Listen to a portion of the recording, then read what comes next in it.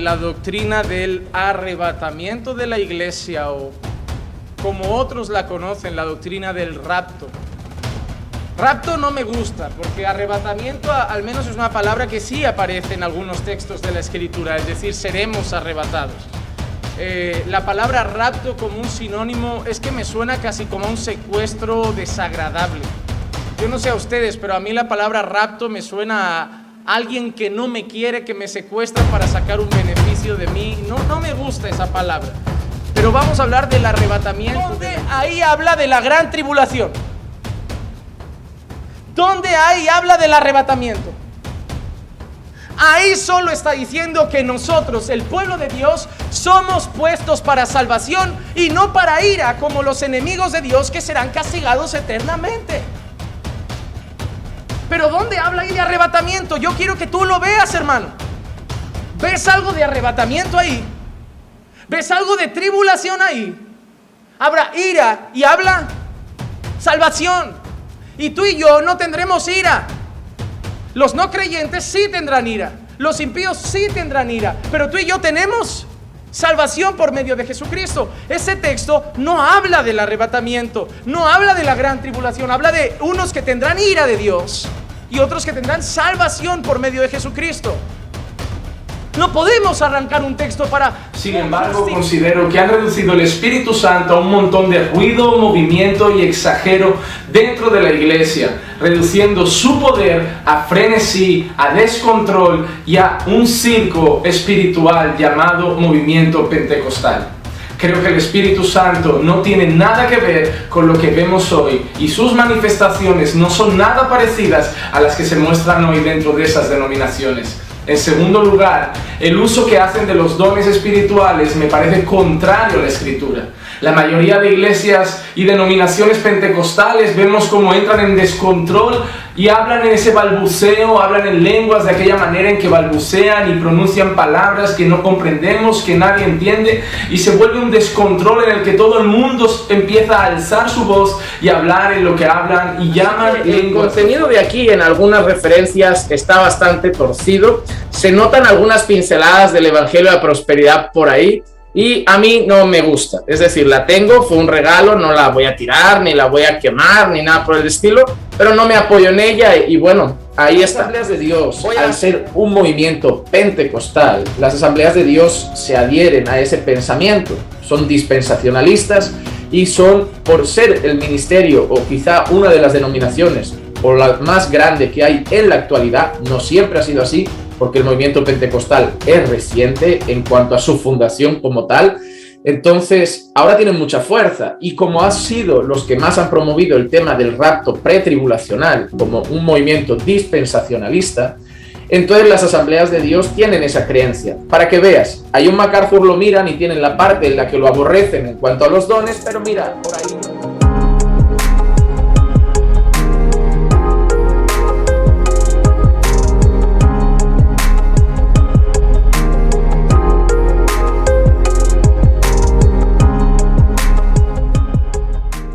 Bendiga a todos y cada uno de ustedes que van a poder estar escuchando este video a través de esta red social.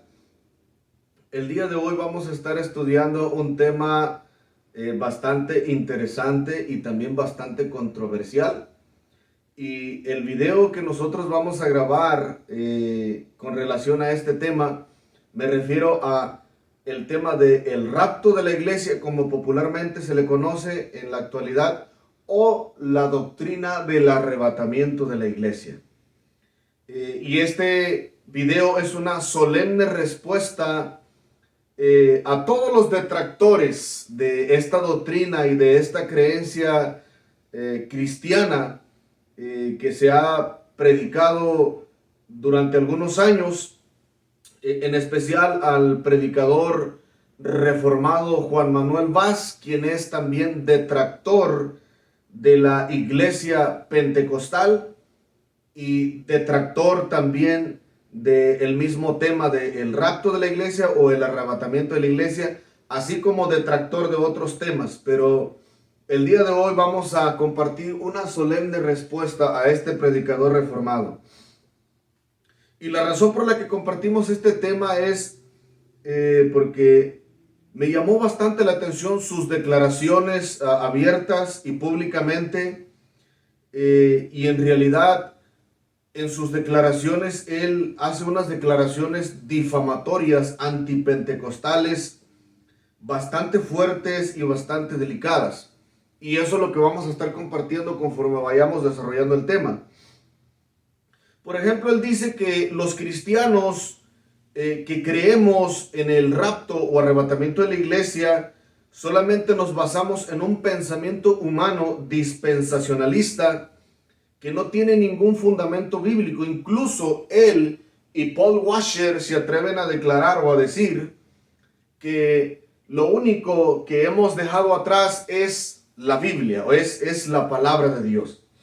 Y esa declaración es una de las tantas que él ha hecho en contra del movimiento pentecostal, porque no solamente se ha dedicado a predicar la salvación, que es por fe, por gracia en Cristo Jesús a todo aquel que crea, sino que gran parte de su ministerio se ha dedicado a ser un predicador detractor del movimiento pentecostal y asimismo de las doctrinas que cree el movimiento de la iglesia cristiana pentecostal conservadora de sana doctrina. Entonces, tanto como esa y como otras cosas. Por ejemplo, hoy vamos a estar estudiando el título que tengo para nuestro tema. En esta ocasión se llama Estudiando el rapto de la iglesia con el detractor Juan Manuel Vaz. Y el propósito de estudiar este tema lo vamos a estudiar, no lo vamos a estudiar de una manera hermenéutica a la ligera, porque les voy a ser honesto y sincero. A la hermenéutica no le interesa el primer sentido del texto. La hermenéutica lo único que hace es interpretar. Entonces, si somos honestos y sinceros, cada denominación protestante, cristiana, evangélica, tiene su propia hermenéutica o su propia interpretación, porque eso es lo que significa. La denominación católica tiene su propia hermenéutica, la denominación pentecostal tiene su propia hermenéutica, la denominación unitaria tiene su propia hermenéutica, así como la denominación bautista, la denominación menonita, la denominación luterana, presbiteriana, reformada, de diferentes denominaciones. Cada denominación tiene sus doctrinas fundamentales y tiene su propia interpretación o su propia hermenéutica de la misma Biblia. Ahora, todos aseguramos y afirmamos que nos basamos en la Biblia, pero cada interpretación tiene sus detalles o sus puntuaciones fuertes en diferentes áreas y todos tenemos diferencias. Ahora, mi postura y mi pensamiento como cristiano conservador es que yo creo que todo aquel que cree en Cristo, la salvación por gracia, que cree en la Trinidad de Dios, que la Biblia es la palabra de Dios, en la santidad de Dios, en la venida de Cristo, en la persona del Espíritu Santo, en que se puede relacionar con Dios y regenerar y nacer de nuevo y vivir una nueva vida en Cristo para la gloria de Dios, creo que son mis hermanos. No importa de la denominación que sea, creo que son mis hermanos, porque yo no manejo el pensamiento sectario. Yo creo que todos aquellos que creemos en Cristo y vivimos conforme a la palabra de Dios, somos hermanos en la fe, aunque tengamos diferencias. Pero no vamos a hacer un estudio meramente hermenéutico, auténtico, de una sola denominación. El asunto que nosotros vamos a tratar hoy, el tema de estudiando el rapto de la iglesia con el detractor Juan Manuel Vaz, lo vamos a estudiar cada verso bíblico de una forma exegética, y la exégesis es una ciencia que se basa en la investigación del mismo texto, y la exégesis se encarga de estudiar e investigar para llegar a lo que se llama el primer sentido del texto. Lo que quiso decir el autógrafo o el escritor sagrado en lo que nosotros consideramos en el mensaje original de las Sagradas Escrituras. Entonces, la razón por la cual nosotros vamos a abordar este tema con el detractor Juan Manuel Vaz es este. Primero, en su introducción detractora en el estudio de el rapto de la iglesia, Juan Manuel Vaz dice que rapto no me gusta, me suena desagradable. O sea que es algo desagradable y no le gusta. También dice que Darwin Nelson en 1830 y también la Biblia Pentecostal Scofield, por eso la menciona, así como otras Biblias las menciona, dice que fundaron tardíamente el pensamiento dispensacionalista y que el rapto pretribulacional es pensamiento dispensacionalista, o sea que no lo considera meramente bíblico, sino solamente un pensamiento humano. Y Paul Washer y Juan Manuel Vaz declaran, porque él dice que el mismo Washer dice estas cosas, al cual nosotros hemos considerado nuestro hermano de la fe por mucho tiempo, pero la declaración esta que dice en esta ocasión no es muy grata, que digamos. Por ejemplo, dice: lo único que dejaron atrás, hacen referencia de una manera burlona y mofándose de la novela que habla del arrebatamiento de la iglesia, donde habla de los que dicen que son dejados atrás. Entonces, lo único que dejaron atrás, dice, fue la Biblia. Y esto es lo que yo llamo difamación antipentecostal. Yo creo que el señor Juan Manuel Vaz y Paul Washer y todos los reformados que piensan así, han difamado a la iglesia cristiana pentecostal al hacer esta declaración nefasta, detractora y burlona acerca de nuestra creencia. Por ejemplo, ¿por qué nosotros los cristianos pentecostales de las Asambleas de Dios no hemos dejado la Biblia? En primer lugar, voy a hablar de el pensamiento que dicen ellos dispensacionalista. La teología dispensacionalista no significa un mero pensamiento. El estudio dispensacional de las Sagradas Escrituras es una doctrina bíblica teológica que se encarga de estudiar cómo Dios ha tratado con la humanidad a través de la historia y cómo Dios tratará con la humanidad en un futuro designado de parte de Dios para la humanidad, lo cual nosotros conocemos como los acontecimientos proféticos, escatológicos o acontecimientos futuros que le esperan a la humanidad en los últimos días. Entonces es una doctrina que se encarga, es un estudio teológico de las cosas de Dios que se encarga de estudiar la Biblia o la palabra de Dios en una forma histórica, cultural, cómo Dios ha tratado a través de la historia con la humanidad. Entonces no es meramente un pensamiento, sino un estudio teológico dispensacionalista que estudia las diferentes etapas de la historia, cómo Dios nos hace referencia de lo que ha sucedido con los antepasados y lo que sucederá después de un tiempo futuro, cuando la iglesia se vaya con el Señor y cuando Dios derrame los juicios de Dios sobre la tierra. Entonces, eso es difamación antipentecostal, porque no hemos dejado la Biblia. Ahora dice que históricamente el movimiento pentecostal es reciente, se ha fundado recientemente. El hecho de que una organización sea nueva o sea joven o sea reciente, que por cierto ya tiene más de 100 años de historia el movimiento pentecostal, no lo considero muy temprano tampoco, así como otras denominaciones organizaciones se han fundado. Ahora, la iglesia es un organismo. Cuando la iglesia crece en número, es necesario organizarse, formar un concilio eclesiástico donde las cosas se puedan llevar decentemente y con orden para seguir expandiendo o extendiendo el evangelio del reino de nuestro Señor Jesucristo. Entonces, en esa parte también lo llamo una difamación antipentecostal.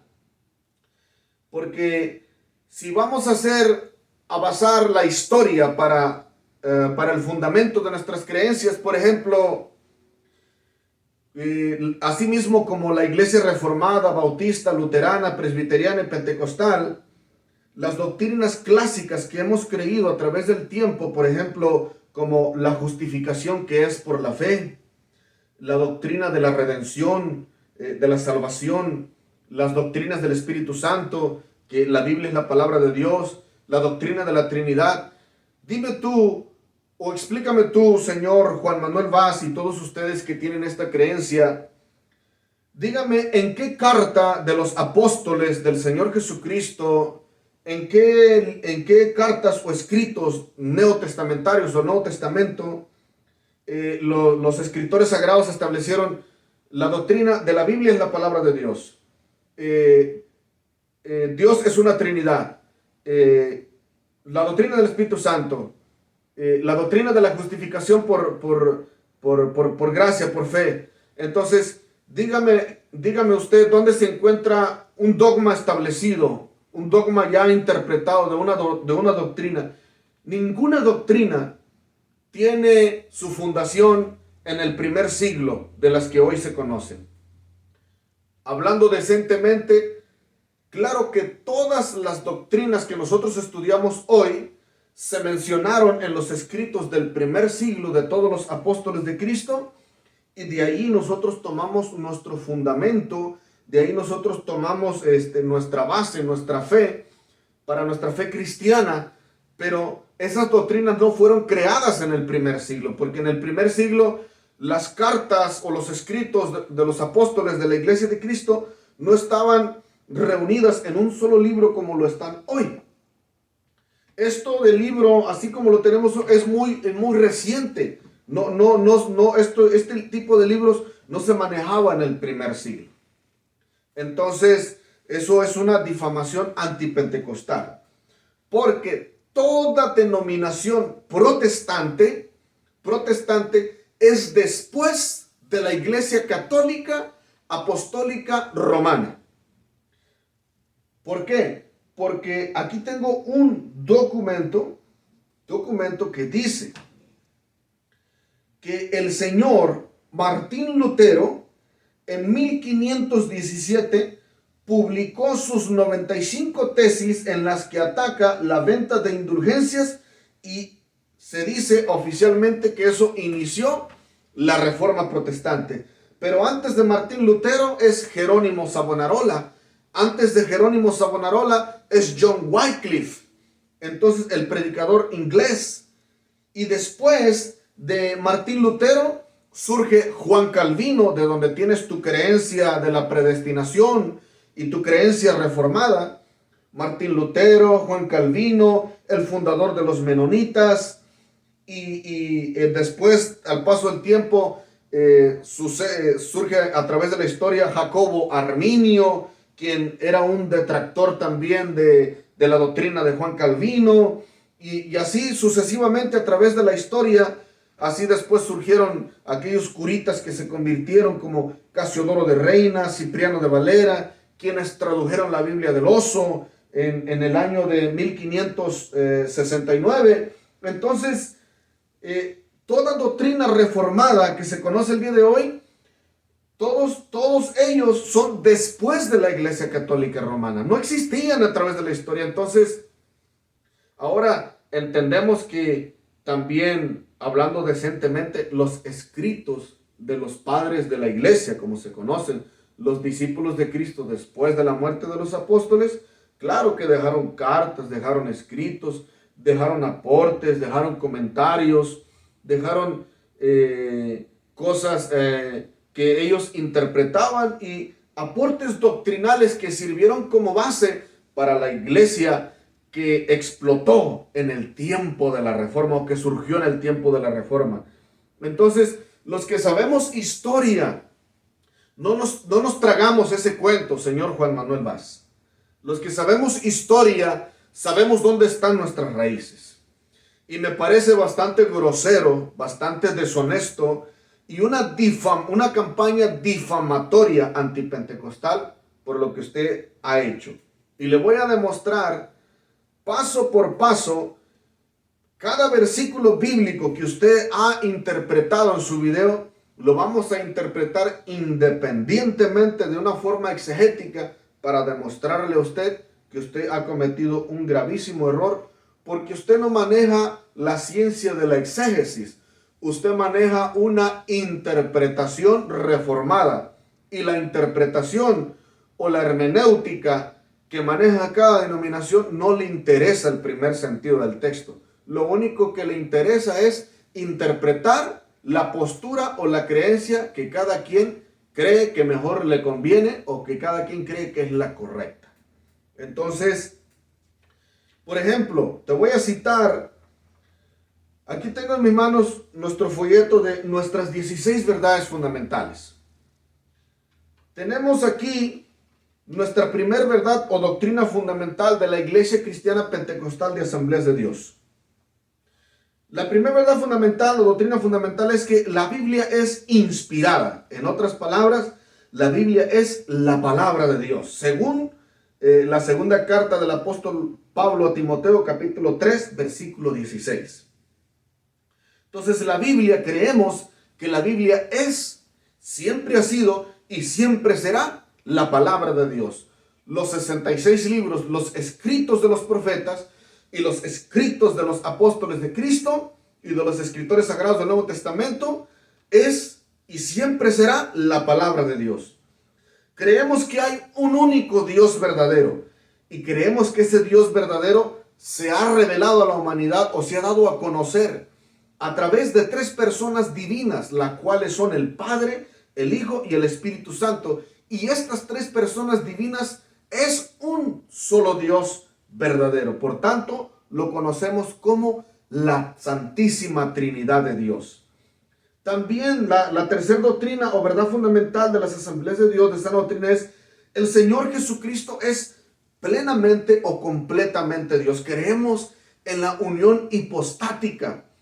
Creemos que el Verbo Divino, que es el Hijo Eterno del Padre, descendió del tercer cielo, se encarnó en el vientre de la Virgen María y le agregó naturaleza humana a su naturaleza divina. De esa manera Dios vino en forma de hombre, 100% Dios y 100% hombre. Creemos que nuestro Señor Jesucristo posee en sí mismo dos naturalezas, la naturaleza divina y la naturaleza humana. Por tanto, creemos que Jesús es Dios.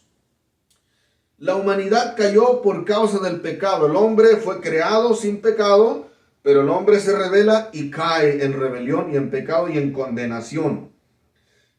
Número 5. Dios ofrece la salvación a través de su Hijo Jesucristo. Creemos que la salvación es a través de Jesús, por fe, por gracia, en su sacrificio, a través del arrepentimiento. Nuestra iglesia también practica dos ordenanzas, que es el bautismo en agua y la Santa Cena. También creemos algo que ustedes no creen.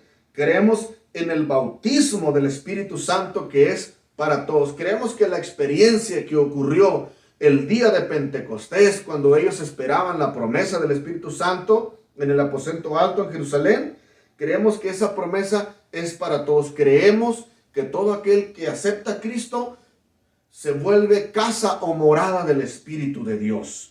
También creemos en la evidencia de hablar en otras lenguas. Creemos que el Espíritu Santo es el mismo de ayer, hoy y por todos los siglos. Nosotros no tenemos al Espíritu Santo sin manos, sin ojos y sin pies. Nosotros creemos que el Espíritu Santo es Dios ayer, hoy y siempre. Él está completo. Sus dones operan igual como desde el principio. Él habla, Él enseña, revela, muestra, guía, dirige con su palabra, pero Él es Dios. Creemos en la santidad. Creemos que todo aquel que es limpiado con la sangre de Cristo y vive en vida nueva, le es necesario vivir una vida separada del pecado, porque sin santidad nadie verá al Señor.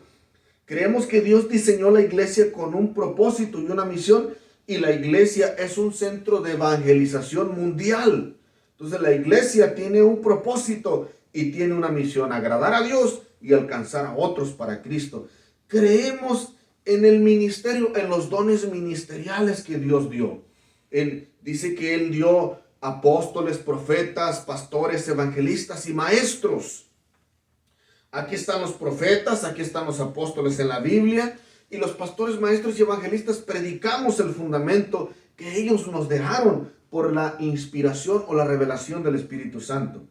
Creemos que Dios sana, creemos que nuestro Cristo es un Dios sanador, es un Dios milagroso. También creemos en la esperanza bienaventurada, que es la resurrección de los muertos que han creído en Cristo, y no solamente los del Nuevo Testamento, sino en la resurrección de todos los santos del Antiguo Testamento. También creemos que Jesús vendrá un día por su iglesia y le estamos esperando. Creemos que Cristo gobernará cuando Él se siente en el trono de David, su padre, en Jerusalén, porque la profecía dice que Él es el heredero del trono de David, su padre. Y la iglesia reinaremos con el Señor Jesucristo, comenzando desde el milenio por toda la eternidad. Creemos en el juicio del gran trono blanco, donde Dios juzgará a toda la humanidad que no le reconoció, y todo mundo le dará cuentas a nuestro Creador de su vida pecaminosa y de sus actos. Creemos en los cielos nuevos y la tierra nueva. Creemos en la nueva creación, que Dios hará nuevas todas las cosas. Entonces nosotros, señor Juan Manuel Vaz, no hemos dejado la Biblia, no hemos abandonado la palabra de Dios. Nosotros creemos fielmente y firmemente en la Biblia y en el Señor Jesucristo. Le aconsejo, señor Juan Manuel Vaz, que corrija su postura, que ya deje de soltar veneno detractor en contra del rebaño del Señor, porque les ha llamado circo pentecostal. Nosotros no llamamos circo reformado a las ovejas del Señor en la iglesia reformada, a las ovejas del Señor en la iglesia bautista, a las ovejas del Señor en la iglesia presbiteriana, luterana, metodista. Nosotros, los creyentes en Cristo, somos ovejas del Señor, no somos un circo barato. Usted ha dado mal uso de su lengua, detractora y difamatoria en contra del movimiento pentecostal. Le motivamos a que se arrepienta y corrija su postura, examine sus palabras, porque usted se puede morir, se lo puede llevar el diablo al mismo infierno, predicando la Biblia en el púlpito de la iglesia, caminando por fe. Porque predicar no nos hace salvos. Nosotros tenemos que tener cuidado de las cosas que decimos y hablamos, y hablar con fundamento.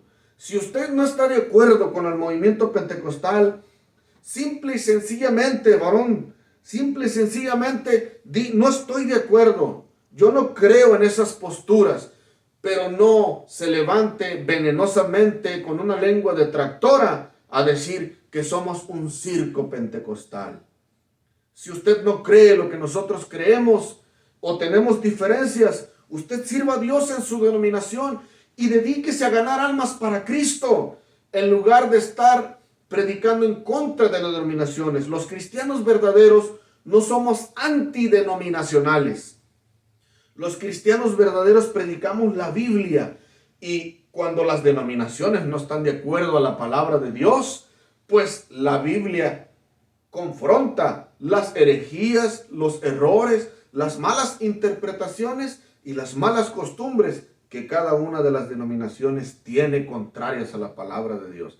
Entonces, me parece que tu ministerio difamador, antipentecostal, está envenenando a muchos hermanitos en la fe, y tú le darás cuenta a Dios del veneno que sueltas en ese púlpito. Delante del trono del Santísimo, tú le darás cuenta al Eterno de cada palabra que ha salido de tu boca en contra del rebaño del Señor en la iglesia pentecostal de las Asambleas de Dios. Yo soy Asamblea de Dios de sana doctrina. Vamos a orar por ti y esperemos en Dios que te arrepientas y corrijas tu postura en cuanto a tu manera de pensar.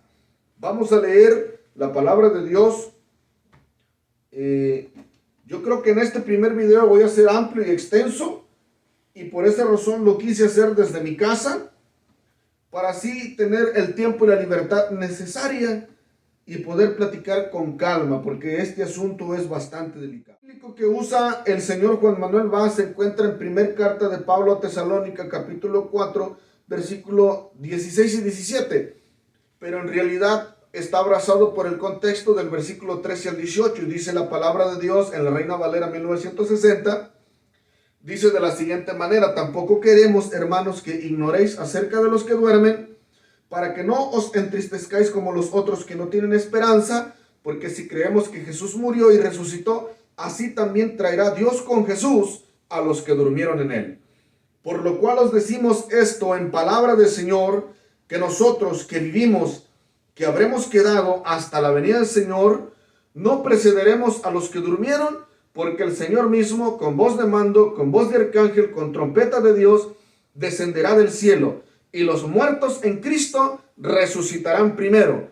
Luego nosotros, los que vivimos, los que hayamos quedado, seremos arrebatados juntamente con ellos en las nubes, para recibir al Señor en el aire, y así estaremos siempre con el Señor.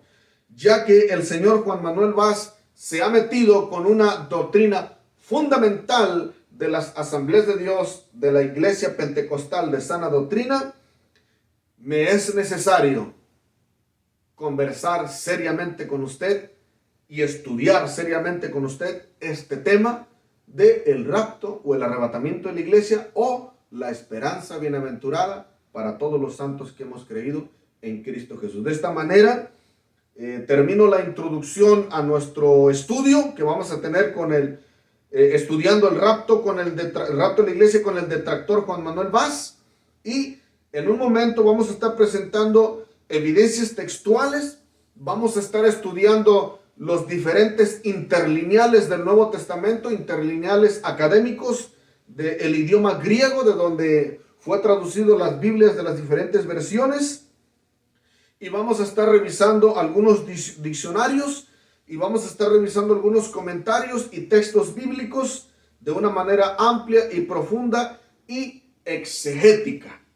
Entonces vamos a estudiar la Biblia de una manera exegética, y vamos a hacer una exégesis local de estos pasajes antes de crear una interpretación afuera de estos textos. Primero vamos a buscar lograr el primer sentido del texto, y ahora sí de ahí poder desprendernos a las diferentes interpretaciones y a los diferentes puntos de vista que existen el día de hoy. Vamos a comenzar con estos versículos, y en un momento les comparto las evidencias textuales de las cuales le hablo de antemano, y espero que el que mira este video, incluyendo al señor Juan Manuel Vaz, permanezca mirando este estudio hasta el final. Muy bien, aquí estamos para continuar con el estudio que estamos desarrollando con el tema estudiando el rapto con el detractor Juan Manuel Vaz. Y como les decía desde un principio, hoy vamos a estudiar cada verso bíblico de una forma exegética, y vamos a investigar el primer sentido de cada texto. Y está basado en una de las primeras citas bíblicas que él usa en primer carta de San Pablo a los Tesalonicenses, capítulo 4, versículo 16 al 17. El asunto que él se basa en estos textos para demostrar y decir que son muchos textos que no hablan del rapto o del arrebatamiento de la iglesia, porque él espera ver la palabra rapto allí, o él espera ver algo relacionado con el rapto o arrebatamiento pretribulacionista. Y comenzando desde un principio, vamos a estudiar, vamos a abordar estos textos de una manera exegética. Vamos a investigar para llegar al primer sentido del texto. Por ejemplo, esto es una solemne respuesta a lo que él dijo en su introducción detractora en el tema el rapto de la iglesia. El señor Juan Manuel Vaz dice, rapto no me gusta, me suena desagradable. Y dice que Darwin Nelson en 1830 y la Biblia Pentecostal Scofield fundaron tardíamente el pensamiento dispensacionalista. O sea que el rapto pretribulacional es pensamiento dispensacionalista, y Paul Washer y Juan Manuel Vaz declaran lo único que dejaron atrás fue la Biblia. Esto es lo que yo considero como cristiano pentecostal, como ministro del Evangelio y de sana doctrina de las Asambleas de Dios, considero esto difamación antipentecostal. Es un detractor en contra de los pentecostales de cualquier denominación. Esto ya no es algo que yo me estoy inventando.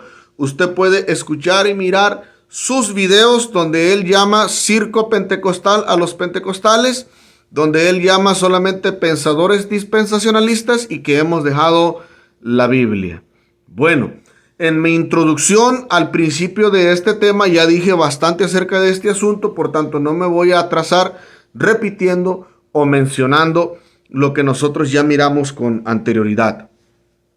Entonces, en respuesta a esto, dijimos un detalle pequeño nada más, que si él se quiere basar a la historia, entonces la doctrina de la Trinidad que él predica, la doctrina de la predestinación, de la elección calvinista, entonces no tienen un respaldo histórico, porque en el primer siglo no había un dogma establecido que hablara de la predestinación, no había un dogma establecido que hablara de la Trinidad. Eso fue después de la muerte de los apóstoles de Cristo. Históricamente, ninguna doctrina que maneja hoy la Iglesia Reformada tiene un antecedente que haya sido formada en el primer siglo. Claro que entendemos que todos tomamos fundamento bíblico en los escritos del primer siglo de los apóstoles de la Iglesia de Cristo, pero no había un dogma establecido como lo hay hoy. Entonces, eso, todo verdadero estudioso de la Biblia sabe eso. Por ejemplo, vamos a hacer una exégesis de la venida de Jesús por su iglesia. Esto es lo que yo llamo, algunos manejan el rapto de la iglesia, otros manejan el arrebatamiento de la iglesia. Yo acostumbro manejar el tema, la venida de Jesús por su iglesia. Lo cual nosotros, los ministros de Asambleas de Dios, cuando somos formados o instruidos en las 16 doctrinas fundamentales básicas para la fe cristiana, nosotros la llamamos la esperanza o nuestra esperanza bienaventurada, en que todos los que creemos en Cristo resucitaremos si llegáramos a morir antes de que Él venga, y guardamos la esperanza fiel de que Él, así como prometió, así vendrá un día por su iglesia. Los muertos resucitan y nosotros, su iglesia, los que vivamos en ese tiempo de su venida, seremos llevados juntamente con ellos para estar eternamente con el Señor.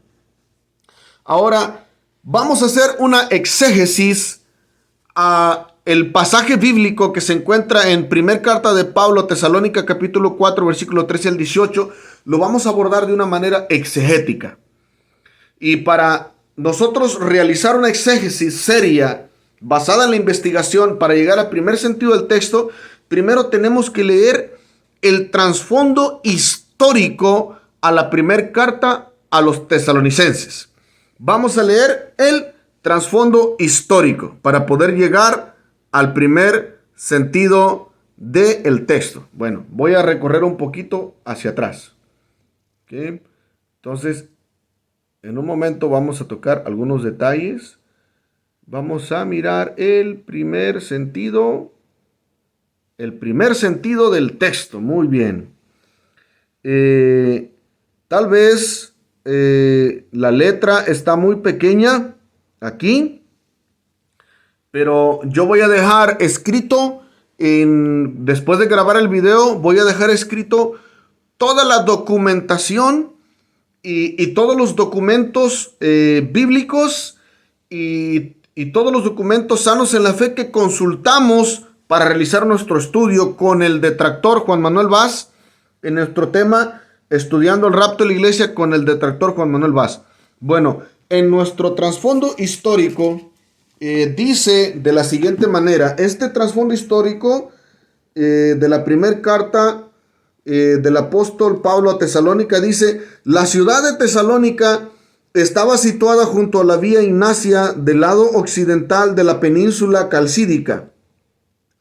Era el principal puerto marítimo de la antigua Macedonia y un importante centro comercial y militar.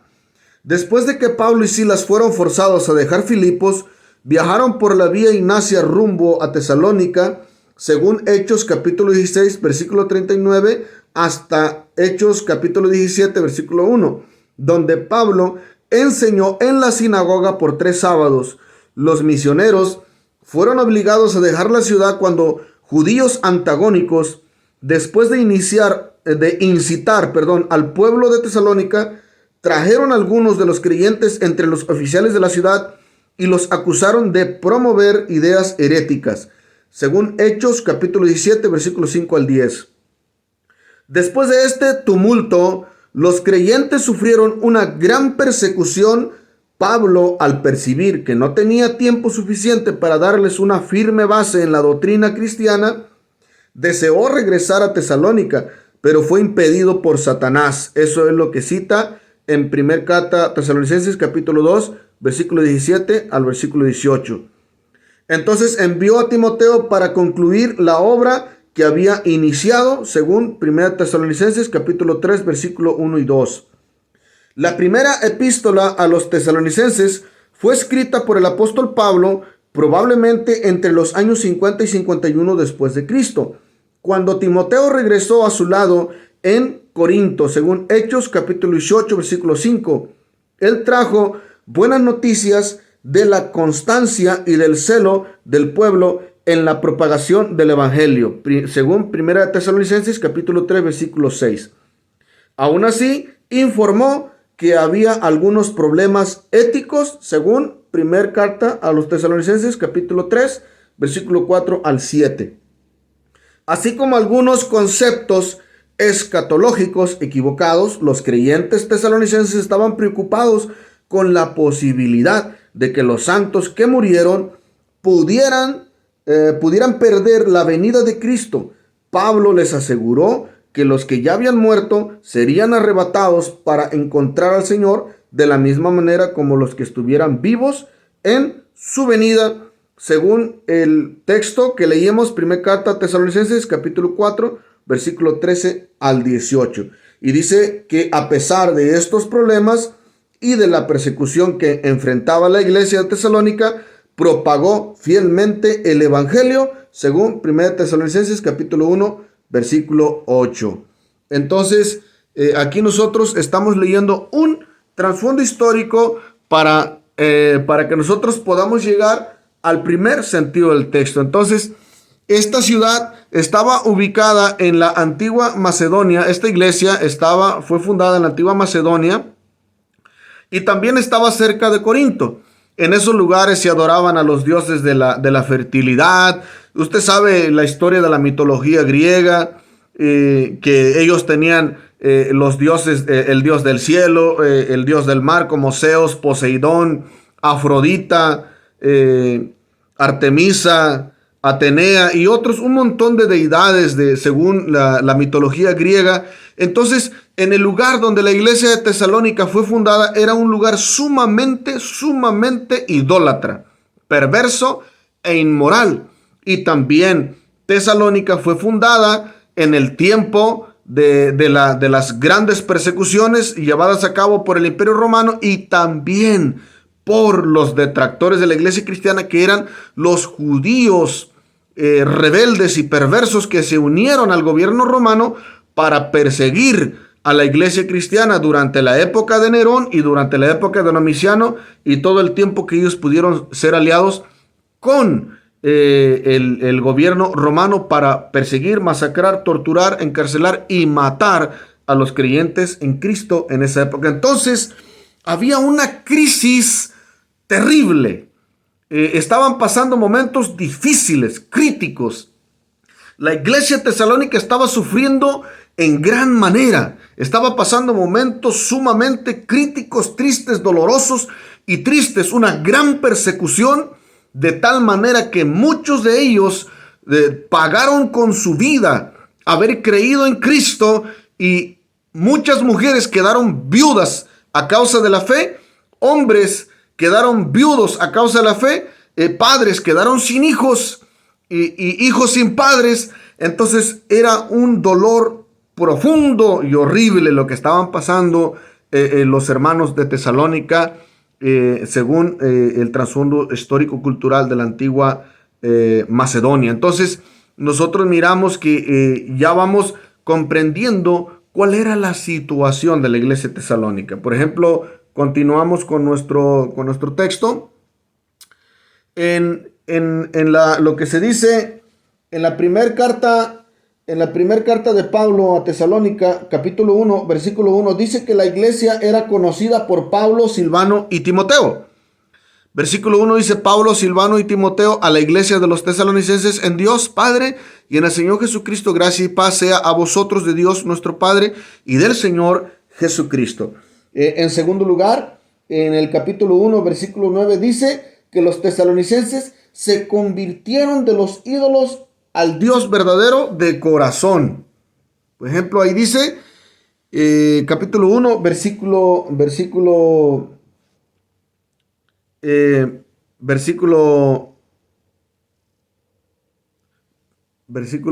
9, dice: porque ellos mismos cuentan de nosotros la manera en que nos recibiste y cómo os convertisteis de los ídolos a Dios para servir al Dios vivo y verdadero. Dice que esta iglesia se convirtió de todo su corazón.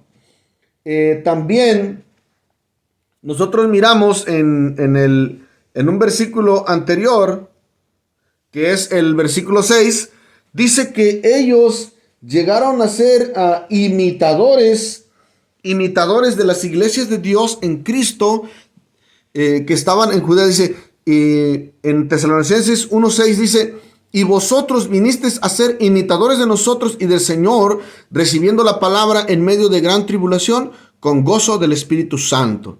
Dice que Tesalónica recibió la palabra en medio de una gran tribulación en su época. Entonces ya vamos llegando, o ya vamos entendiendo el primer sentido de este pasaje. También miramos en primera a Tesalonicenses capítulo 2, versículo 14 al 15, dice que padecieron las mismas cosas que las iglesias en Judea, y eso es lo que nos va a llevar a nuestro pasaje central. Por ejemplo, allí en adelante, en el capítulo 2, versículo 14 al 15, dice la palabra del Señor en la misma carta a Tesalónica, porque recuerden, para poder entender el primer sentido del pasaje a los Tesalonicenses, capítulo 4, versículo 13 al 18, tenemos que estudiar el primer sentido, el trasfondo histórico-cultural de la misma carta. No podemos interpretar esta carta con otras cartas sin considerar primero lo que dice la misma carta de sí misma. Por ejemplo, en el versículo 14 y 15 del capítulo 2 de la misma carta, dice lo siguiente: porque vosotros, hermanos, vinisteis a ser imitadores de las iglesias de Dios en Cristo Jesús que están en Judea, pues habéis padecido de los de vuestra propia nación las mismas cosas que ellos padecieron de los judíos, los cuales mataron al Señor Jesús y a sus propios profetas, y a nosotros nos expulsaron y no agradan a Dios y se oponen a todos los hombres. Y en el verso 16 pues habla de la maldad que ellos hacían, impidiéndonos hablar a los gentiles para que estos se salven. Así colman ellos siempre la medida de sus pecados, pues vino sobre ellos la ira hasta el extremo. Sé que ya eran reos de condenación eterna por su gran rebelión. Todos los que no se arrepintieran sufrirían el castigo divino a causa de su rebelión. Y así es como Dios, nuestro Señor Jesucristo, el Espíritu Santo de Dios, inspira al apóstol Pablo y le revela esta gran promesa y esta gran esperanza bienaventurada para los cristianos de Tesalónica que estaban padeciendo a causa de la fe. Comenzando con el versículo 13. De esta manera nace esta esperanza bienaventurada. Entonces, esta esperanza bienaventurada no la entregó Darby, no la entregó Scott, la Biblia de Estudio Scofield, no la entregó la Biblia de Estudio del expositor pentecostal de Jimmy Swaggart, no la entregó la iglesia pentecostal, la iglesia bautista, presbiteriana, luterana, reformada. No, señor Juan Manuel Vaz. Esta esperanza bienaventurada no fue fundada en un momento tardío. Esta promesa bienaventurada en que Cristo vendría, los muertos resucitarían y la iglesia sería con él, esto no nació en 1830 o 1916, no. Esto nació cuando el apóstol Pablo escribió la carta a los tesalonicenses entre el 50 y el 51 después de Cristo. Todo estudioso, filólogo, teólogo, investigador del texto sagrado, lo que tú dices es una ridiculez. La esperanza bienaventurada la escribió el apóstol Pablo en la época de la iglesia del primer siglo, poco antes de que Jerusalén fuera destruida el año 70 después de Cristo. Entonces, eres un predicador deshonesto intelectualmente, eres un predicador fraudulento, falsificador de textos y falsificador de la historia. No seas así, Juan Manuel Vaz, no seas hipócrita. Predica la palabra con honestidad y con decencia. Mejor declárate al público y di, ¿saben qué? Yo no creo en lo que ellos creen. Yo no creo en el arrebatamiento pretribulacionista. Yo creo así. Pero no digas mentiras. No te apoyes en difamaciones y en mentiras para apoyar tu postura. Eso es deshonesto. Cuando yo apoyo mi postura, yo no me dedico a difamar a tu movimiento ni a los otros. Simplemente digo, tenemos posturas diferentes, pero creemos que Cristo vendrá un día por su iglesia. No seas así, varón. Eso que tú haces es bastante hipócrita de tu parte. Por ejemplo, dice la palabra: tampoco queremos, hermanos, que ignoréis acerca de los que duermen, para que no os entristezcáis como los otros que no tienen esperanza, porque si creemos que Jesús murió y resucitó, así también Dios traerá con Jesús a los que durmieron en él. Por lo cual os decimos esto en palabra del Señor, que nosotros que vivimos, que habremos quedado hasta la venida del Señor, no precederemos a los que durmieron, porque el Señor mismo, con voz de mando, con voz de arcángel, con trompeta de Dios, descenderá del cielo. Los muertos en Cristo resucitan primero, luego nosotros, los que vivimos, los que hayamos quedado, seremos arrebatados juntamente con ellos en las nubes para recibir al Señor en el aire, y así estaremos siempre con el Señor. Por tanto, alentados los unos a los otros con estas palabras.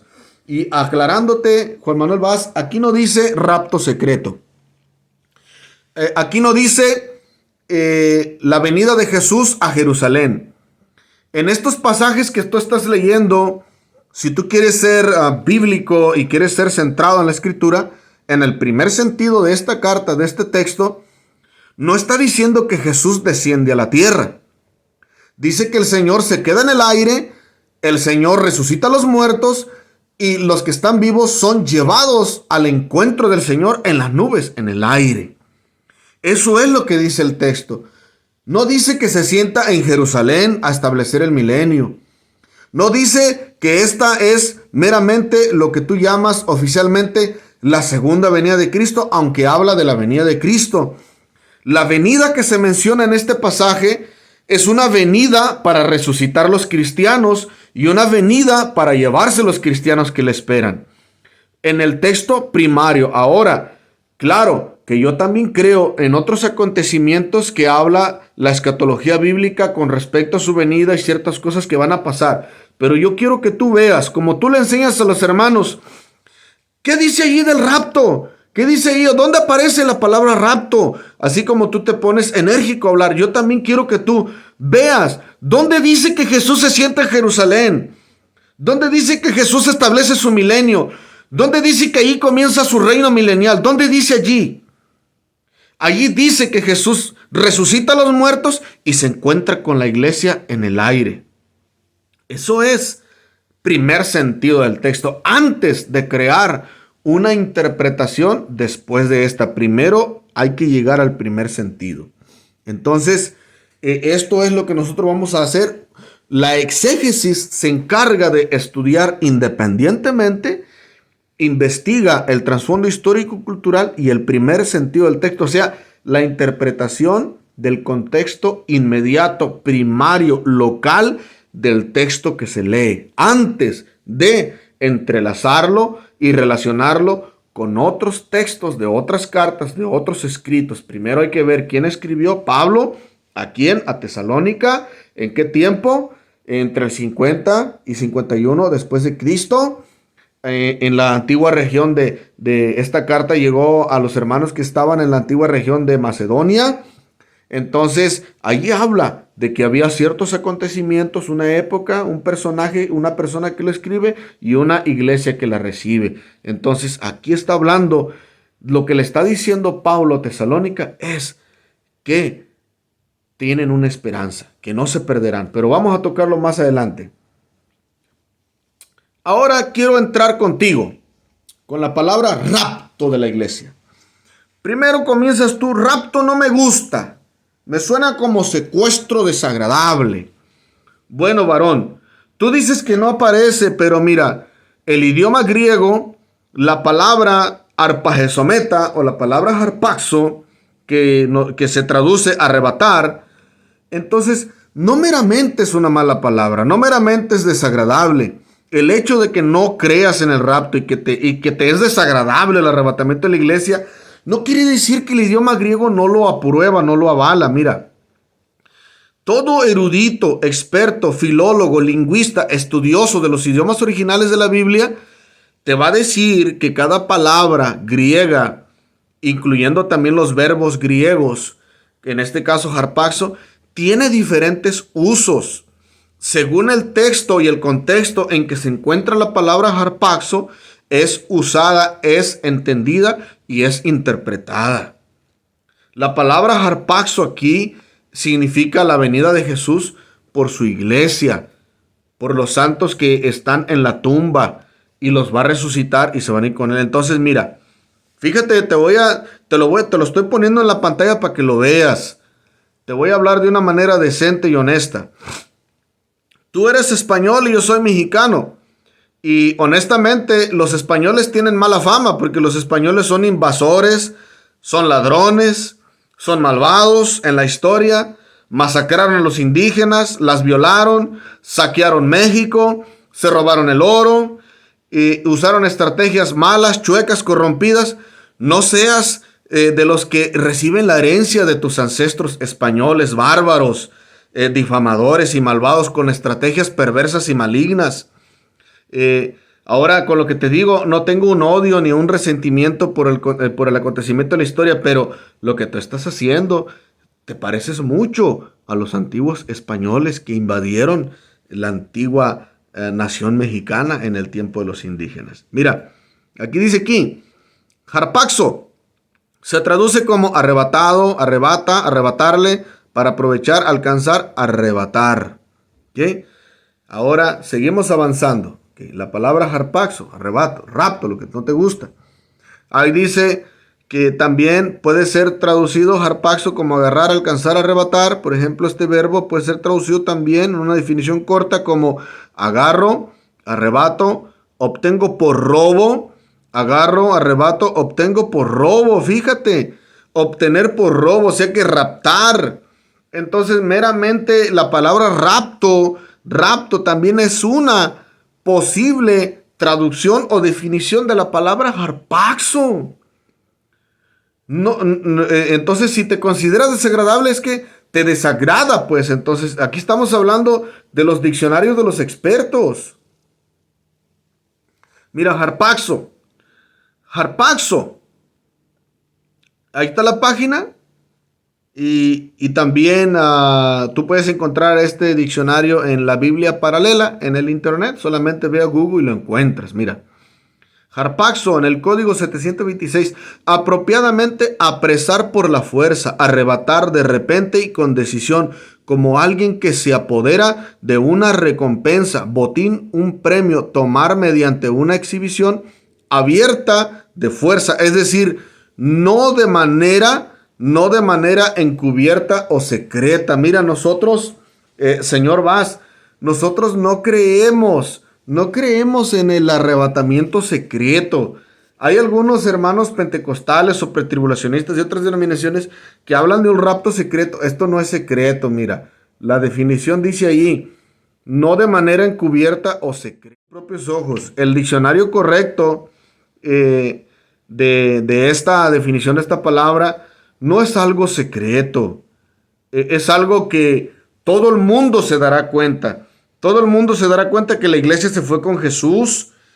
Habrá millones de desaparecidos, habrá un caos mundial, aunque no lo creas, aunque te mofes, aunque te burles. Donde quiera que estén los cristianos serán llevados por Dios repentinamente, aunque no lo creas. Y veo por la lengua difamatoria que tienes tú, posiblemente tú no te vas a ir. Y si tú te quieres quedar, adorar al anticristo en la gran tribulación, pues quédate, varón, quédate. Y deja que los que se quieran ir, déjalos que se vayan. Si tú estás tan ansioso de quedarte en la tribulación, si estás tan desesperado en quedarte a la manifestación del anticristo, quédate, varón. Mira, no te vamos a forzar que te vayas con nosotros. Tú quédate. Pero deja que los que se quieren ir con el Señor, déjalos que se vayan. Es lo que te quiero decir. Déjalos que se vayan. Y el que se quiera quedar, pues que se quede. El Señor Jesús no se va a llevar a nadie a la fuerza. Si hablamos honestamente. Si así hablas tú, pues así te vamos a hablar nosotros también. Punto y aparte. No te quieres ir, quédate, mano. Quédate. Entonces, lo que nosotros leíamos desde un principio, ya profundizamos en esa parte. Vamos a entrar en nuestros próximos 30 minutos de texto. Y pues en realidad, espero no me vayas a malinterpretar, pero uno a veces batalla un poco para asimilar algunas cosas, pero parece ser varón de Dios, porque te quiero considerar un varón de Dios, pero creo que vas por mal camino en algunas cosas que estás haciendo. Por ejemplo, en la exégesis a la venida de Jesús por su iglesia, en el versículo número 13 leíamos, 1 Tesalonicenses capítulo 4, versículo 13, dice que los cristianos que han muerto en Tesalónica no se perderán. O sea, tienen una esperanza. Dice, tampoco queremos, hermanos, que ignoréis acerca de los que duermen, para que no os entristezcáis como los otros que no tienen esperanza. Es decir, Pablo recibe esta revelación para decirle a los hermanos de Tesalónica que sufrían bastante por la fe, martirio, persecución y destrucción a causa de las persecuciones que había. Dice, no ignoren esto, tenemos una esperanza. Los muertos en Cristo, por los muertos en Cristo no se entristezcan como aquellos que no tienen esperanza, porque tenemos una esperanza. En el versículo 14 dice que la esperanza la esperanza que habla Pablo es la esperanza de la resurrección, es decir, volver a vivir. Los muertos resucitarán, es decir, hay vida después de esta vida. Claro que los que somos espirituales entendemos que cuando el cristiano muere en esta época, su alma va a la presencia de Dios, pero esa alma que se fue con Dios volverá a tener su cuerpo el día de la resurrección. Entonces, hay una esperanza de la resurrección de estos cristianos que ya murieron y está evidenciada en la muerte y la resurrección de Jesucristo. Quiere decir que los cristianos de Tesalónica tienen la esperanza de resucitar porque el Señor Jesucristo resucitó. Dice en el verso 14, porque si creemos que Jesús murió y resucitó, así también traerá Dios con Jesús a los que durmieron en él. Entonces, la muerte y la resurrección de Cristo es la evidencia que nosotros, si llegáramos a morir antes de que Él venga, nosotros resucitaremos.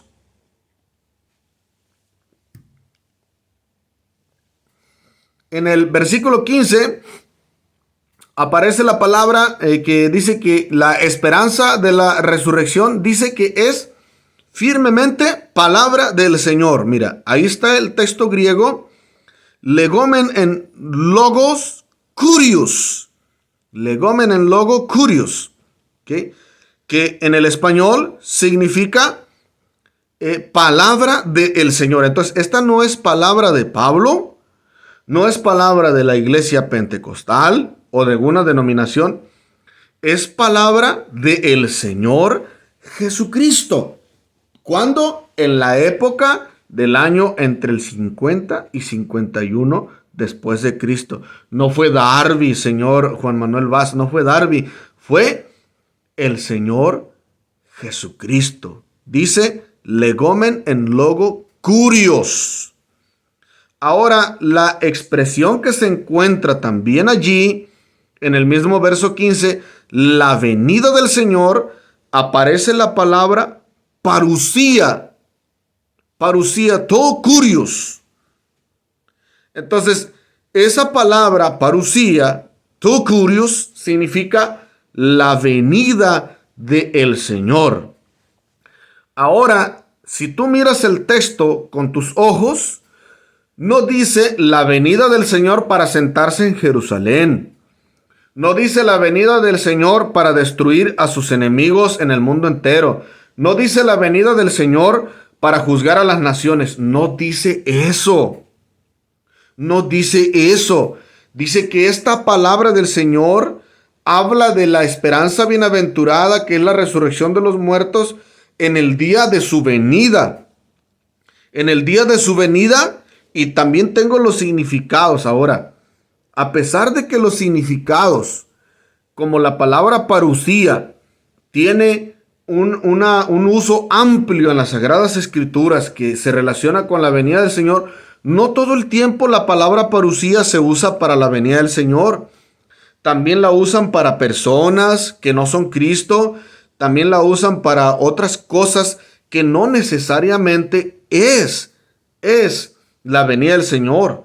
Entonces, la palabra parusía tiene su significado propio y se debe de entender y se debe de interpretar según el texto y el contexto con el que se relaciona. El hecho de que aparezca la palabra parusía o venida, entiendo que hay algunos intérpretes que tienen sus posturas, como los intérpretes, algunos intérpretes calvinistas, otros reformados, que esto es la segunda venida de Cristo, se sienta en el trono de Jerusalén, destruye a los enemigos de Israel, se sienta a reinar por 1000 años, y entonces Él viene por la iglesia, y en ese momento termina el fin de la historia, juzga a Dios a las naciones. Porque dicen que es lo mismo que pasa aquí con Mateo capítulo 24. Quiero decirte una cosa como estudiante de la Biblia. No estamos estudiando Mateo 24. Estamos estudiando la primer carta a Tesalónica. Estamos estudiando un estudio exegético para llegar al primer sentido del texto de esta carta. Esta carta, vamos a ver qué venida de Cristo se refiere en esta carta. Miren, el significado de parusía, curios, la venida del Señor, es de un aspecto, dice, físico. Es advenimiento, presencia y venida. Ahora, parusía es un sustantivo singular femenino. Este es sustantivo de paron, que también es participio de parein, y significa estar presente o llegar a un lugar.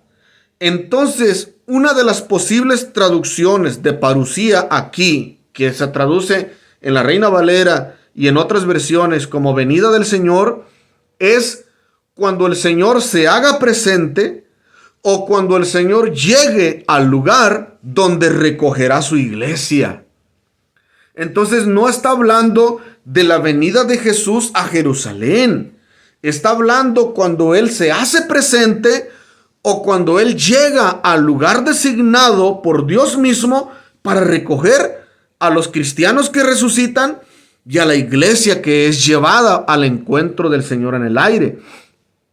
Entonces significa que Jesús hará acto de presencia física o literal en un lugar específico que solo Él conoce. ¿Okay? Porque en este momento no se menciona el Monte de los Olivos, No se mencionan otras cosas, aunque yo creo en la segunda venida de Cristo en el Monte de los Olivos. Creo que el Señor vendrá visiblemente, todo ojo le verá, es cierto. Yo creo eso. Y también se utiliza la palabra, también se utilizan palabras como la palabra parusía para hacer referencia a la venida de Cristo a salvar a Israel al final de la era. Pero en este texto hace referencia de una parusía donde se encuentra únicamente y exclusivamente con la iglesia.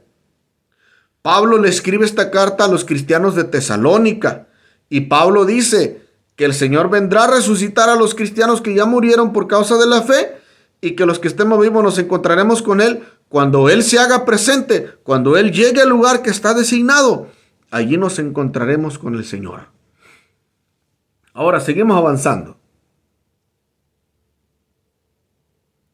Seguimos avanzando. Bueno, es el verso 15. Lo voy a leer yo aquí.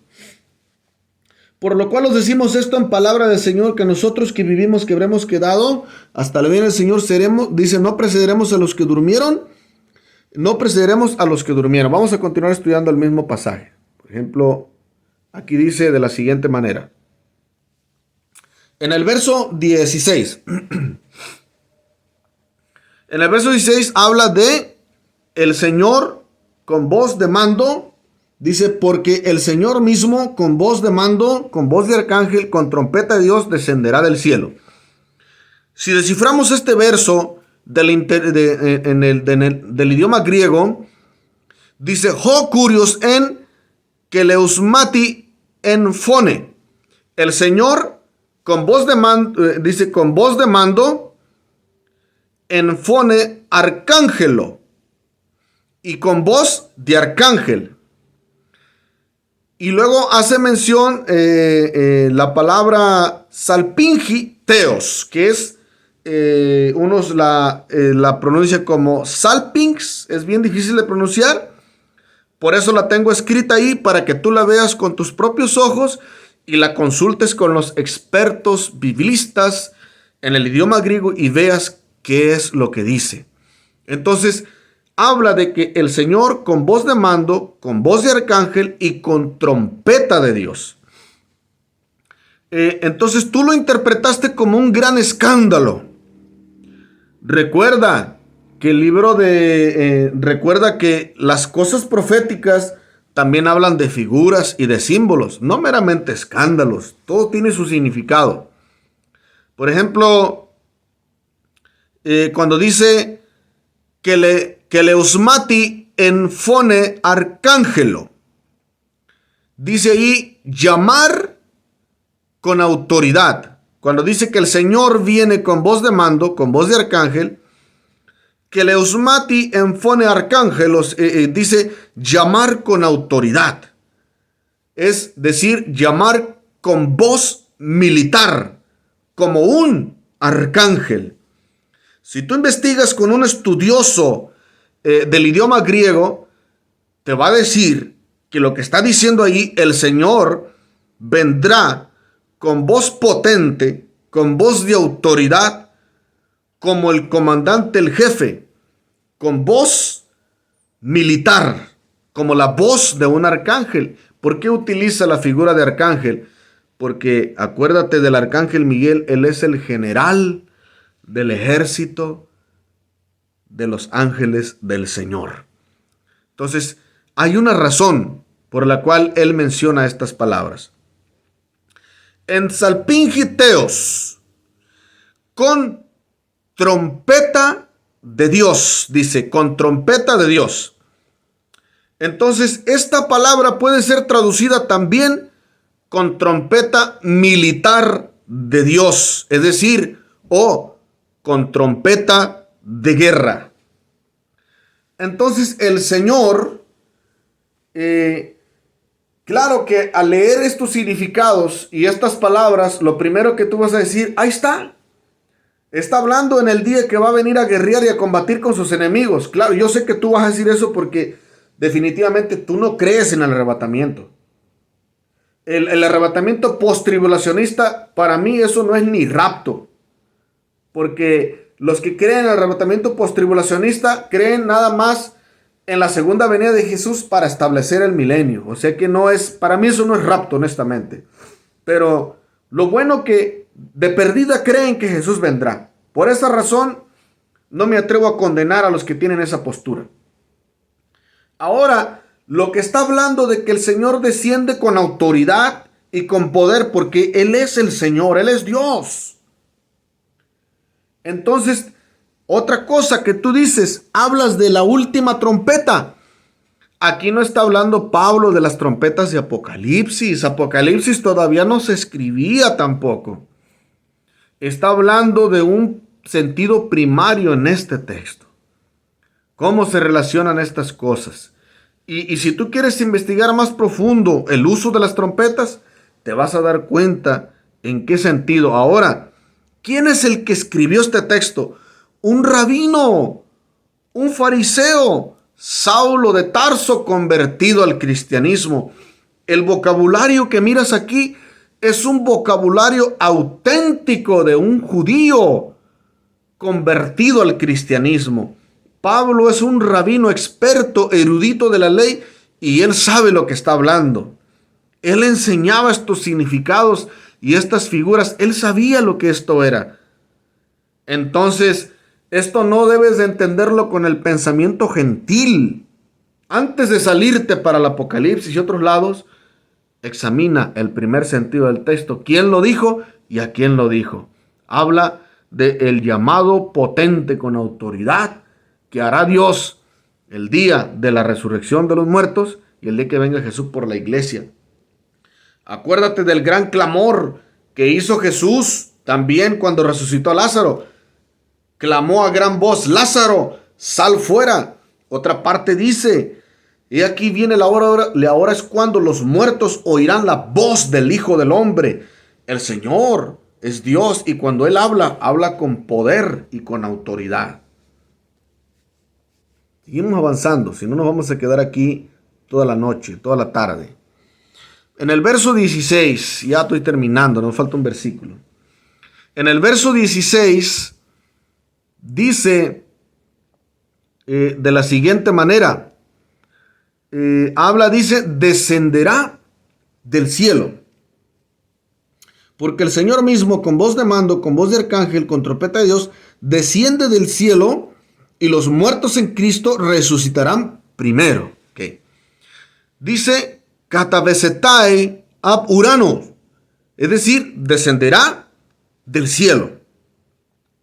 Y el significado de esta expresión significa bajar o descender del cielo más alto. Acuérdate que la Biblia menciona 3 cielos. Primer cielo, segundo cielo y tercer cielo. También dice que esta expresión son las mismas palabras griegas que se encuentran en Apocalipsis capítulo 21, verso 2, cuando Juan dice, vi la nueva Jerusalén descender del cielo de Dios. O sea, hace referencia al cielo más alto, porque el cielo más alto es el tercer cielo. Tenemos el primer cielo que tenemos en la tierra, el segundo cielo que es el espacio exterior y el tercer cielo, el cual nadie tiene acceso, porque ese es el cielo de Dios. Entonces significa descender del cielo más alto. También tenemos los muertos en Cristo se levantarán o resucitarán primero. Entonces, ho necroi en Cristo anastesontai proto. Los muertos en Cristo se levantan, es decir, resucitan primero. Cuando el Señor desciende con tremendo poder y autoridad, la potente voz que Él habla en ese momento es para llamar a los santos que va a resucitar y para recoger a la iglesia que le espera fielmente. Él llamará a su iglesia. Por esa razón yo no creo en un rapto secreto, porque todo el mundo se dará cuenta que la iglesia se fue con el Señor. Entonces, en esta parusía del Señor es para resucitar a los cristianos que ya murieron a través de la historia y también para llevarse a los cristianos que le esperan fielmente hasta el día de su regreso, lo cual no ha ocurrido todavía. En el último versículo que vamos a leer, en el verso 17, dice la palabra de Dios: luego nosotros, los que vivamos, los que ya hemos quedado, seremos arrebatados juntamente con ellos en las nubes para recibir al Señor en el aire, y así estaremos siempre con el Señor. Mira, en el verso 17 está la palabra griega Hamasin autois harpagesometa. Juntamente con ellos seremos arrebatados en nefelais, en las nubes. Entonces dice, juntamente, después de que el Señor, con ese gran clamor de autoridad, resucita a los santos, los cristianos. Y quiero, ojo con esto. En este texto no está resucitando los del Antiguo Testamento. No está resucitando al profeta Daniel, a Ezequiel. No está resucitando a Jeremías. Dice, los muertos en Cristo. Los del Antiguo Testamento servían a Dios. Claro que Cristo es el Dios del Antiguo Testamento. Pero dice el autor a los hebreos que ellos estaban en la sombra, en la figura del que había de venir. Y nosotros ya no estamos en la sombra o la figura, estamos en el verdadero, que es Cristo, el que se hizo carne. Entonces, después de que Cristo en esta parusía resucita a sus cristianos, sus santos que ya murieron, dice que en ese tiempo nosotros, los que estemos vivos, Pablo creía que iba a llegar en su época, pero ya murió. Nosotros creemos que puede llegar a nuestra época y no sabemos si vamos a morir todavía, no sabemos cuándo. Pero dice que cuando Él venga, los que estemos vivos, seremos arrebatados en las nubes juntamente con los muertos que resucitan, los cristianos. Este acontecimiento, esta parusía tu curios, es exclusivamente para encontrarse con los cristianos, con la iglesia. Este es el primer sentido del texto. Aquí no se menciona a Israel, aquí no se menciona a los profetas del Antiguo Testamento, aquí se menciona a la iglesia. Esto es lo que quiero que entiendas, Juan Manuel Vaz. El primer sentido del texto, la exégesis, una investigación científica del texto griego, dice que la parusía del Señor, en este caso, es para encontrarse únicamente y exclusivamente con la iglesia. Esto es lo que tienes que ver, cabezón. Mira, dice ahí también, arpagesometa. Arpagesometa es un verbo futuro, plural, que es el verbo harpaxo. Y verbo harpaxo deriva de hairemai, y que significa apoderarse, y es de lo mismo, se cree que es de lo mismo de airo, llevar para arriba. Eso es harpaxo, llevar hacia arriba, al encuentro del Señor en el aire. Y una de las posibles traducciones que se encuentran allí es capturar, arrancar, tomar por la fuerza, y este verbo, que es el verbo que significa apoderarse de un botín o robar o robar de un tirón o de un zarpazo. O sea que harpaxo puede significar robo, raptar.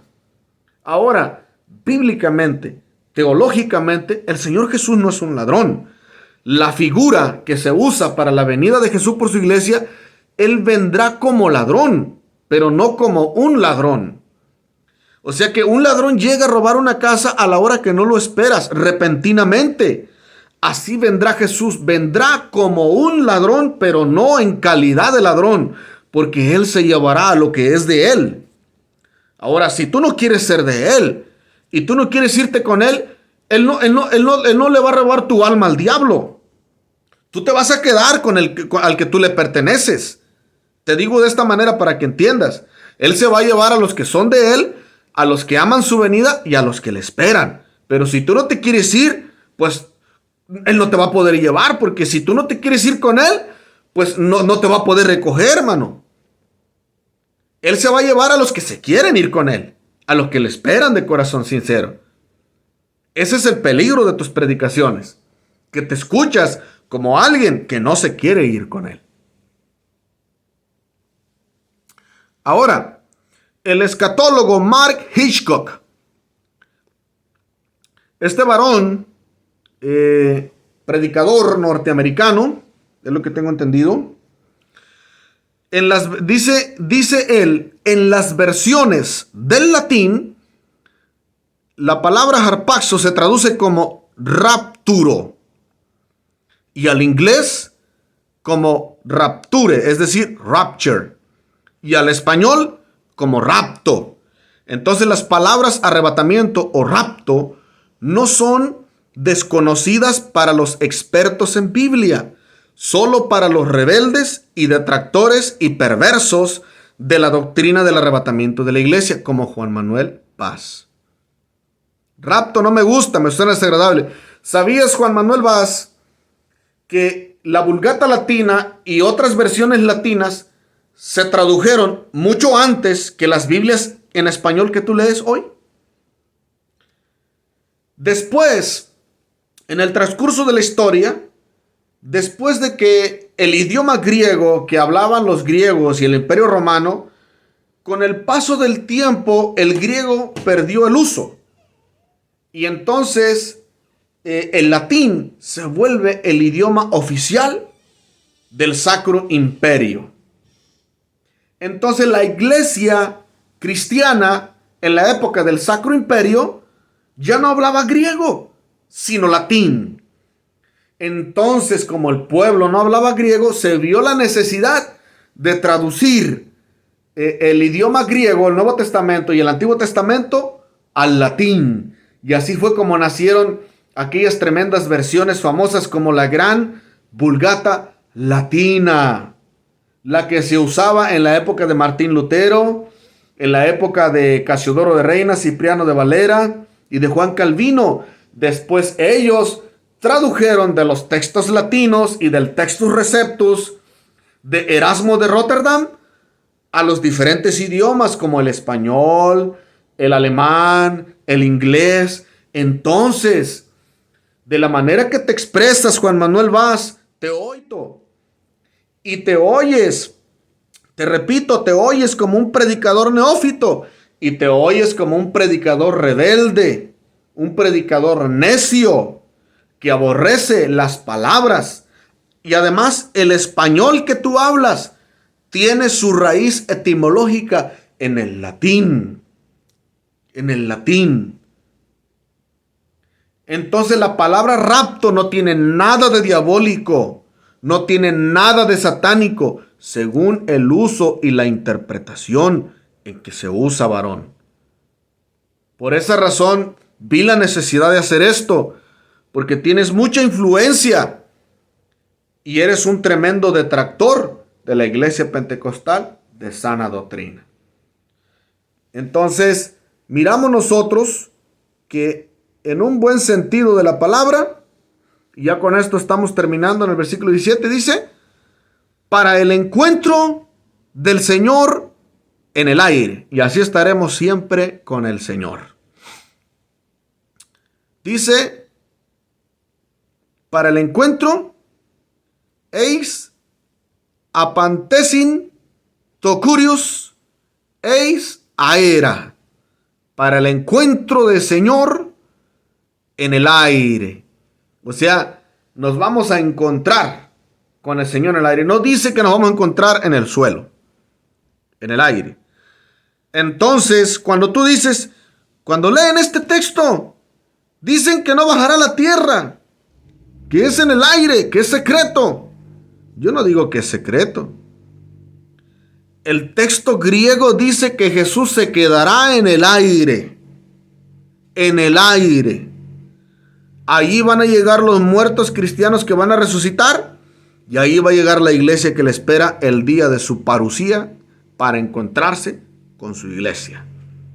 Entonces, si tú dices que aquí pisa la tierra, pues tú estás agregando al primer sentido de este texto.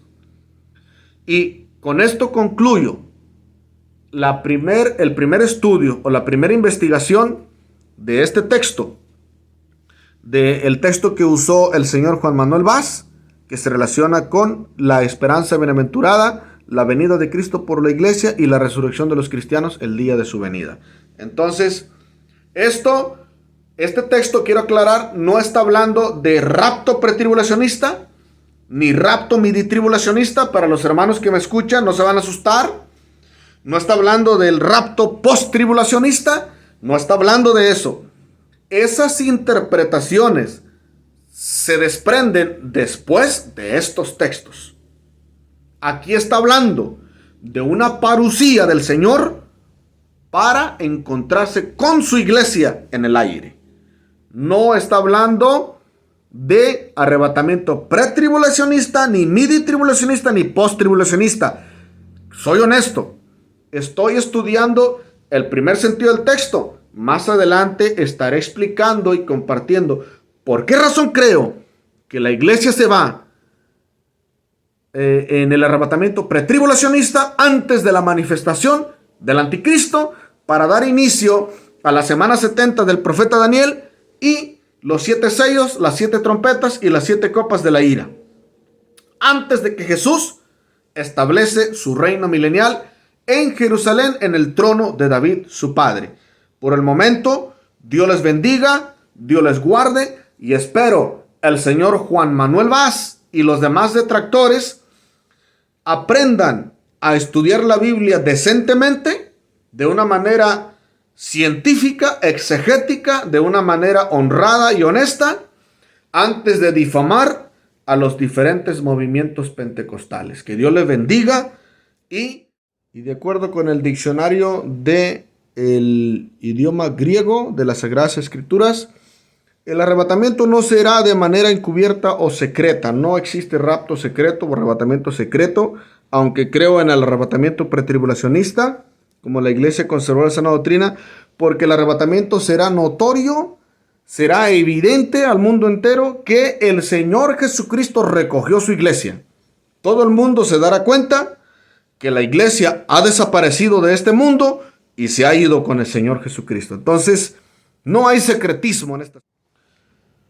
Aquí se encuentran las evidencias textuales del Textus Receptus. Para el que lo quiera ver, ahí se encuentra la primera carta a los Tesalonicenses, capítulo 4, versículo 13 al 18. También aquí tenemos el Nuevo Testamento griego de Nestlé y Alan, edición número 28, desde el capítulo 4, versículo 13 hasta el versículo 18. También tenemos el Nuevo Testamento griego Hernández Ardura, basado en la crítica textual, en el texto bizantino, de donde viene también el Textus Receptus, desde el versículo 13 hasta el versículo 18 de capítulo 4, primera a Tesalonicenses. Y también tienen sus pequeños aportes y comentarios a los lados para tener algunas ideas. Bien, aquí se encuentra, para el que lo quiera leer, aquí tenemos el Nuevo Testamento griego interlineal académico de Francisco Lacueva, editado y actualizado. Después voy a estar dando referencias de los documentos para que lo quiera leer. Aquí tenemos los códigos Strong y el Nuevo Testamento griego traducido literalmente al español. Contiene la Reina Valera revisada al lado izquierdo y la Nueva Versión Internacional al lado derecho. Aquí concluimos con el versículo hasta el versículo 18. Entonces, así, de esta manera, nosotros concluimos nuestras evidencias textuales. Esto es para que la gente vea y sepa que estamos haciendo un estudio serio y una respuesta seria a este varón detractor, Juan Manuel Vaz.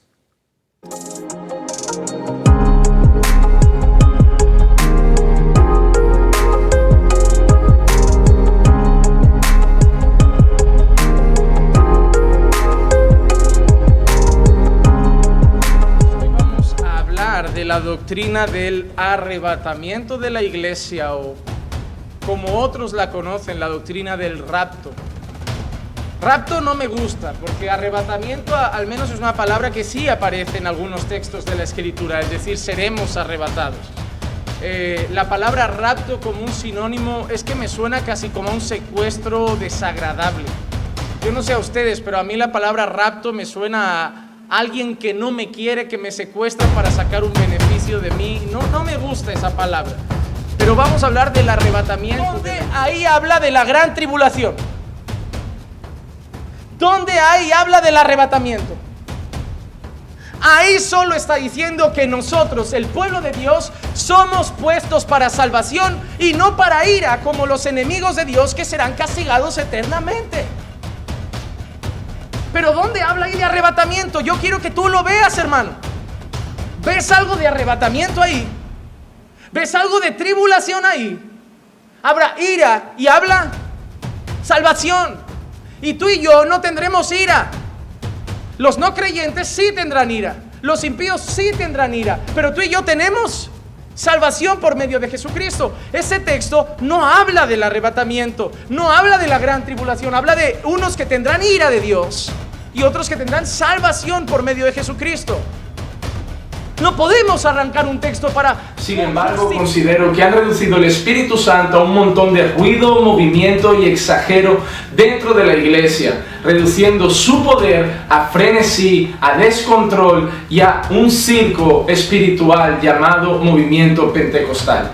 Creo que el Espíritu Santo no tiene nada que ver con lo que vemos hoy y sus manifestaciones no son nada parecidas a las que se muestran hoy dentro de esas denominaciones. En segundo lugar, el uso que hacen de los dones espirituales me parece contrario a la Escritura.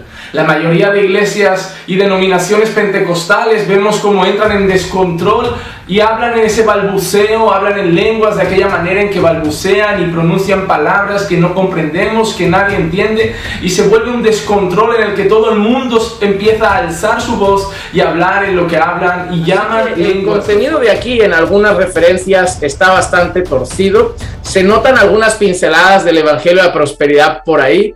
Y a mí no me gusta, es decir, la tengo, fue un regalo, no la voy a tirar, ni la voy a quemar, ni nada por el estilo, pero no me apoyo en ella y bueno, ahí está. Las Asambleas de Dios, al ser un movimiento pentecostal, las Asambleas de Dios se adhieren a ese pensamiento, son dispensacionalistas y son, por ser el ministerio o quizá una de las denominaciones o la más grande que hay en la actualidad, no siempre ha sido así, porque el movimiento pentecostal es reciente en cuanto a su fundación como tal, entonces ahora tienen mucha fuerza y como han sido los que más han promovido el tema del rapto pretribulacional como un movimiento dispensacionalista, entonces las Asambleas de Dios tienen esa creencia. Para que veas, a John MacArthur lo miran y tienen la parte en la que lo aborrecen en cuanto a los dones, pero mira, por ahí...